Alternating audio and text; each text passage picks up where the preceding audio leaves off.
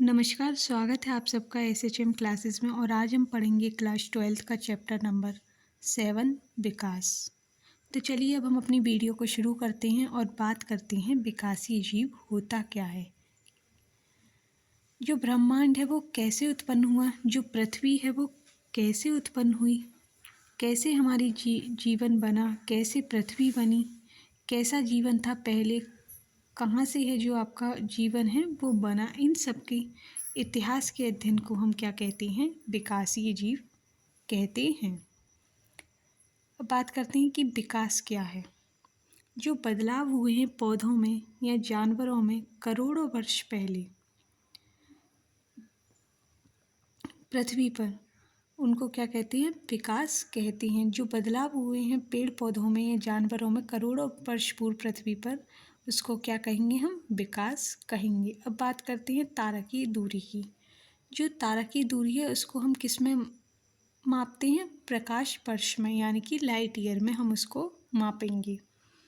आप देख रहे होंगे जो आकाश में तारे टिमटिमाते हुए आप देखते हैं, ये बात बहुत सालों पुरानी है। तभी तो आप किसकी बात कर रहे हैं, तारकीय दूरी की बात कर रहे हैं कि प्रकाश को आने में कितना समय लग गया।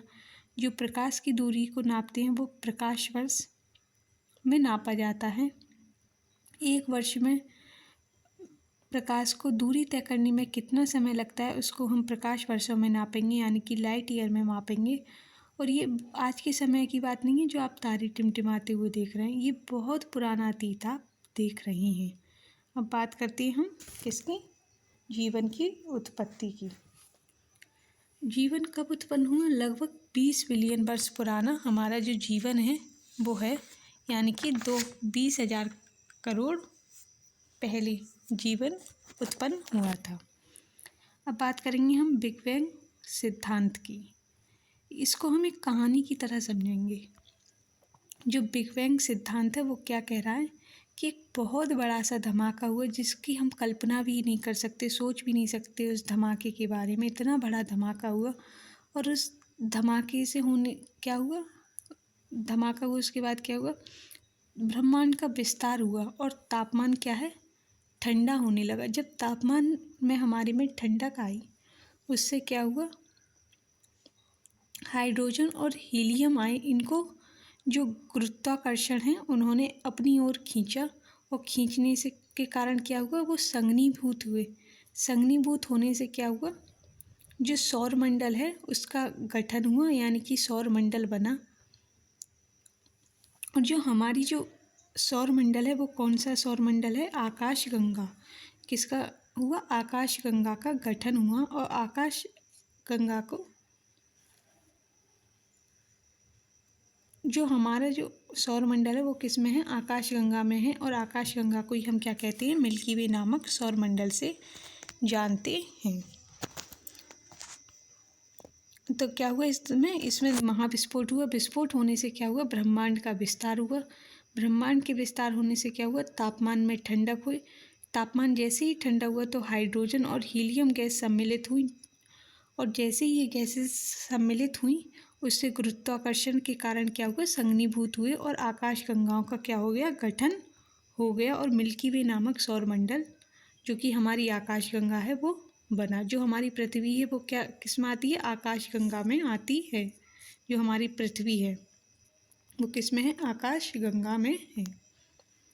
तो पृथ्वी पर कैसी स्थितियाँ रही, कोई वायुमंडल नहीं था पहले, कोई भी वातावरण नहीं था पहले। पृथ्वी पर क्या था, कोई भी वातावरण नहीं था पहले। पृथ्वी पर सिर्फ ज्वालामुखी थे जो समय समय पर क्या होते थे, फटते थे। ज्वालामुखी फटने पर क्या हुआ, जलवाष्प, मीथेन, कार्बन डाइऑक्साइड, अमोनिया आदि गलित पदार्थ से निर्मुक्त हुई। यानी कि ये सब क्या हुए, गैसें निकलने लगीं, जैसे CO2, NH3, H2O, CH4 वाष्प, ये सब क्या हुआ, निकलने लगे जैसे ज्वालामुखी फटने पर। ठीक है। और फिर सूर्य से किरणें आईं।